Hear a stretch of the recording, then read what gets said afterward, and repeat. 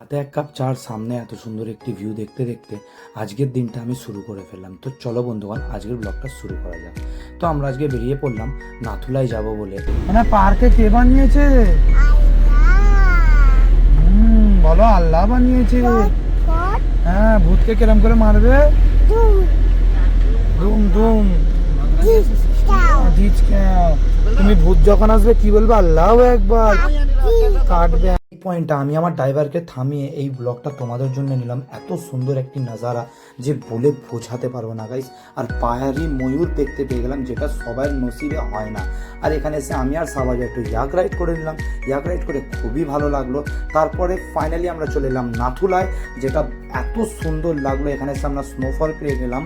First time জীবনে snowfall নিয়ে enjoy করলাম, বরফ নিয়ে একটু খেললাম বলে তারপরে বাড়ি যাওয়ার সময় এখানে আমরা বাবাজি মন্দিরটাও দেখে নিলাম। এই বলে আমি আমার ব্লগটা এন্ড করছি। আসসালামু আলাইকুম। ঠান্ডা আমার হয়ে যাচ্ছে হালকা।